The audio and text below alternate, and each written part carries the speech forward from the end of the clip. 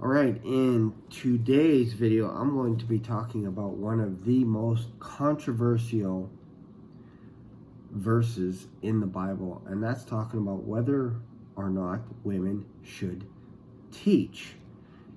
And this is found in Timothy. I'm just going to go to it, and I'm just going to explain how I wrestle through the Bible with verses that I may or may not understand. Sometimes you'll come across the Bible and you'll come across a verse in the Bible and you're like, man, this makes complete sense. And then you'll come across something that does not quite make sense. And I know God does not contradict himself. Therefore, it must mean I misunderstand something. That's how I approach it. I think that's a healthy way to approach the Bible. All right, so let's go to Timothy. Let's wrestle through this meaning together and see what's going on here. So chapter 2, this is the first letter of Paul to Timothy. So chapter 2, verse 11. Let the woman learn in silence with all subjection, but I suffer not a woman to teach nor to usurp authority over the man, but to be in silence. For Adam was first formed, then Eve. Adam was not deceived, but the woman being deceived was in the transgression. Notwithstanding, she shall be saved in childbearing if they continue in faith and charity and holiness with sobriety.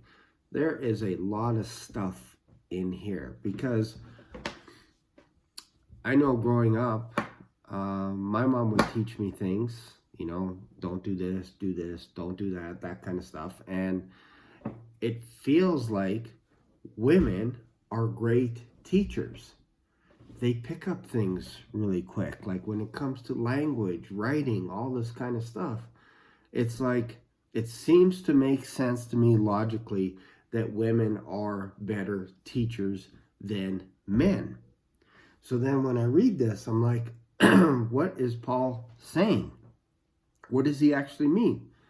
I don't want to contradict the word, but what is going on here? So then I thought, well, let's just have a look at what's going on in the Garden of Eden with Adam and Eve and see if we can, again, wrestle through this stuff. So let's go to Genesis. Let's go to Genesis. And this is how I do it. I just go through back and forth. And I'm trying to wrestle through what's going on in the Bible. So let's go to chapter 2, Genesis chapter 2, verse 7. And the Lord God formed man of the dust of the ground and breathed into his nostrils the breath of life, and man became a living soul. So from here, it appears that Adam is all by his lonesome, all alone. Then you go to verse, so he talks about, God talks about creating the tree of life in the midst of the garden, basically saying, don't eat from it. So let's just be clear here. Let's go back so I don't want to misquote it. And Lord commanded man, saying, of every tree of the garden thou mayest freely eat, but of the tree of the knowledge of good and evil thou shalt not eat of it, for in the day that thou eatest thereof thou shalt surely die. So that's the commandment to Adam. And the Lord God said, it is not good that the man should be alone. I will make an help meet for him. So out of the ground the Lord God formed every beast of the field and every fowl of the air, and brought them unto Adam to see what he would call them. Which is interesting. Whatever living creature, that was the name thereof. So it's kind of interesting because it says also, continuing on, verse 20, and Adam gave names to all the cattle and to the fowl of the air and to every beast of the field, but for Adam there was not found an help meet for him. So if we wrestle through this and try and interpret what's going on here, it seems like when God created Adam, Adam was alone. And I'm going to assume for a second, bear with me, that there was no language yet. That Adam wasn't able to speak just yet. Wasn't able to speak. he didn't have a way to communicate back with God. Because it says here, it is not good for the man should be alone. I will make him an helpmeet. So then God created all these animals. And if you read it like helpmeet, you're thinking, oh, God's trying to look for someone to be a best friend for Adam, and they can have a relationship, communicate, all this kind of stuff. And I'm like, that doesn't really make sense, because if you think about a child, when a child is born, if you leave a child onto their own, and you don't cuddle it and you don't talk to the baby and all this kind of stuff, even when the baby is inside, like in the womb, there's probably tons of research saying that it's a good idea to read, to talk to the baby, to play music, all this kind of stuff, because the baby can pick up on what's going on in the outer world. And I think some fibers and all this kind of stuff start working inside the child's brain.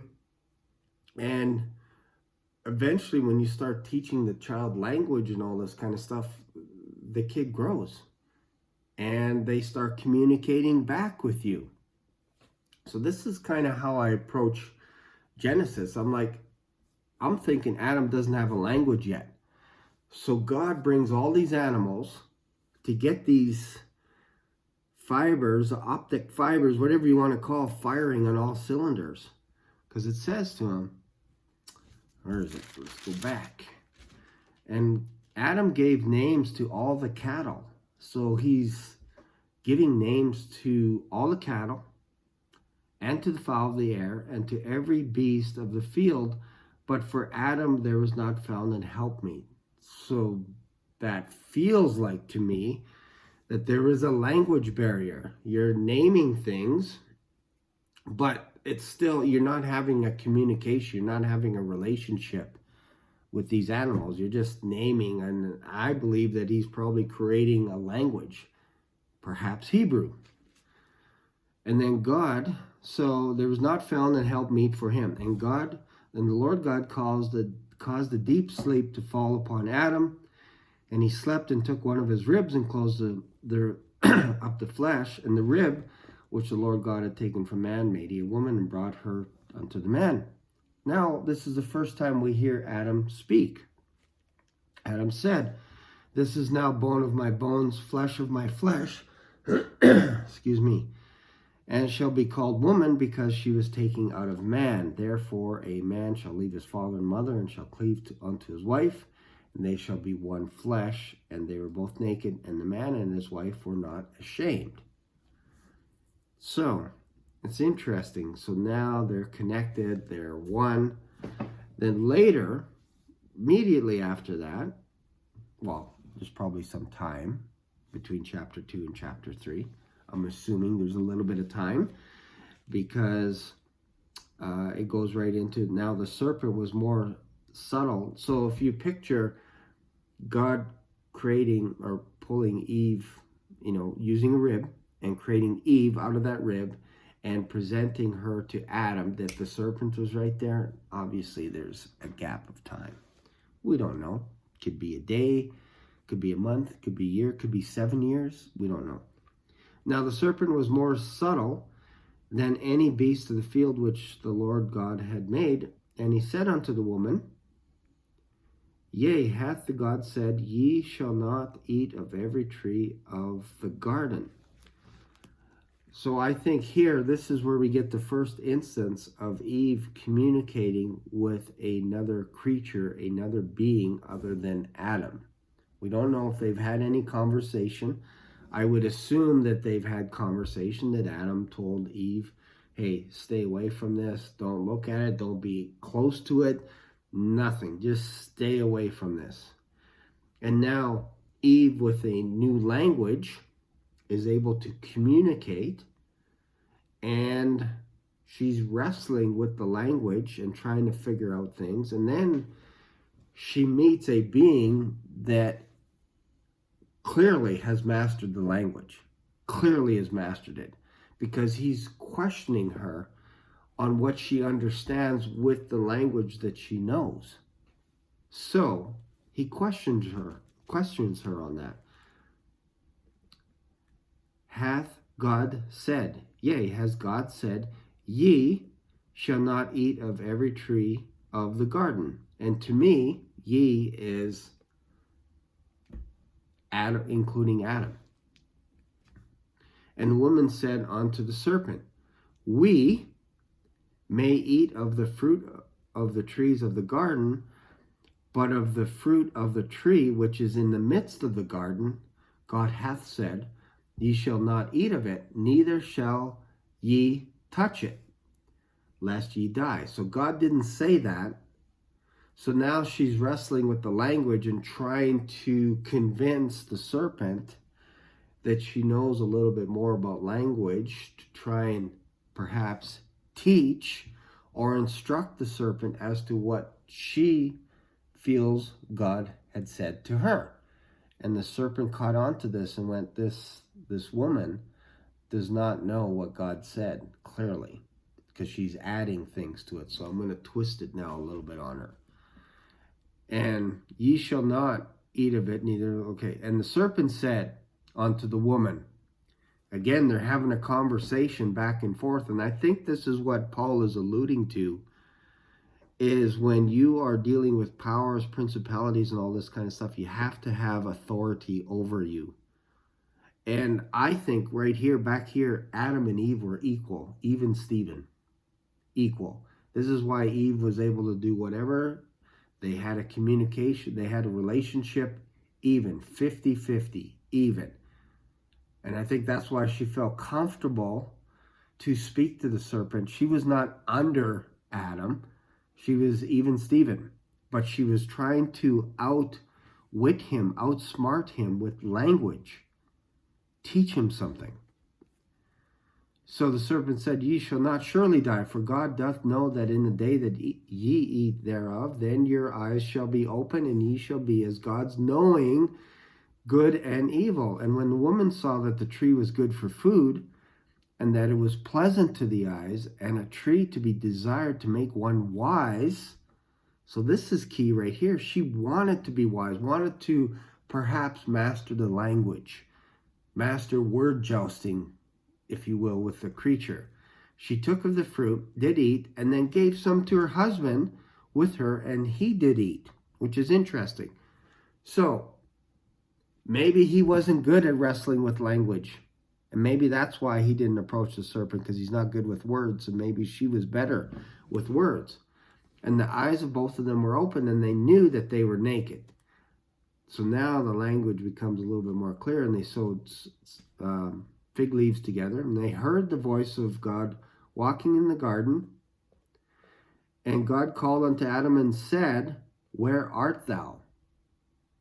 Perhaps meaning, and this is me going off on a tangent, where are you with your language? Where are you? Like, I don't see you. Usually you're here with the animals, with Eve and all this kind of stuff. Where are you? Like, it's out of a normal pattern. Like, you're not where normally I can find you, which is interesting. So then Adam all of a sudden is smart now. He's mastered the language. And he said, I heard thy voice in the garden, and I was afraid, because I was naked, new knowledge, and I hid myself. And he said, who told thee that thou wast naked? Where did you get this new knowledge from?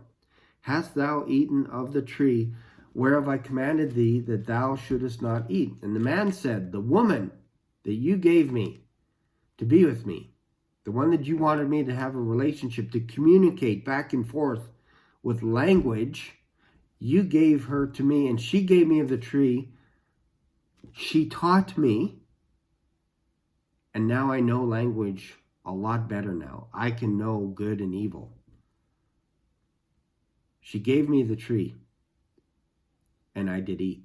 And the Lord God said unto the woman, what is it that thou hast done? And the woman said, the serpent beguiled me, basically mastered the language, tricked me, used me, all this kind of stuff, beguiled me. That's a big word. That's like university level, beguiled me. All of a sudden, Eve has knowledge. her language skills picked up a notch. She said, the serpent beguiled me, and I did eat, tricked me, outwitted me with language.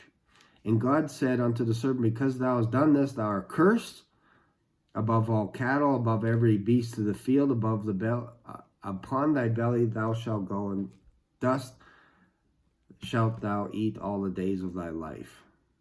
Who knows if that has something to do with language as well.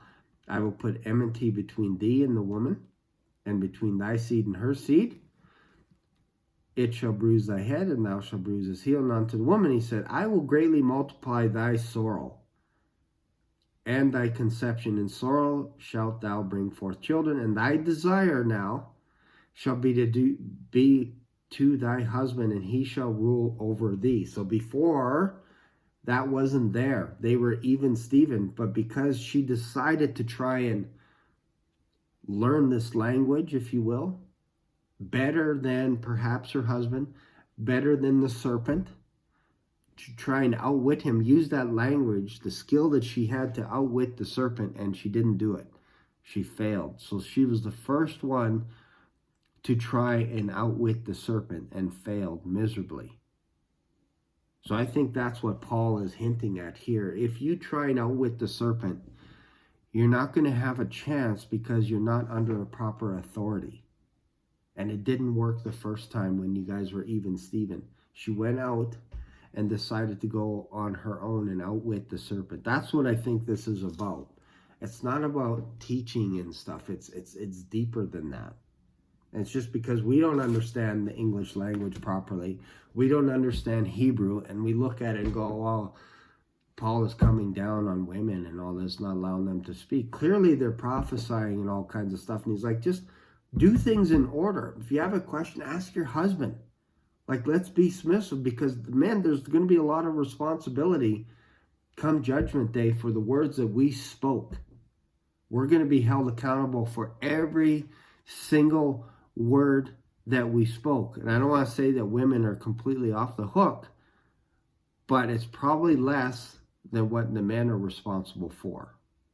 So I think this is what Paul is alluding to, that there's greater responsibility onto the men, and the women shouldn't have to bear that responsibility, especially when it comes to battling the demons, battling principalities and powers, things that are just outside of our control.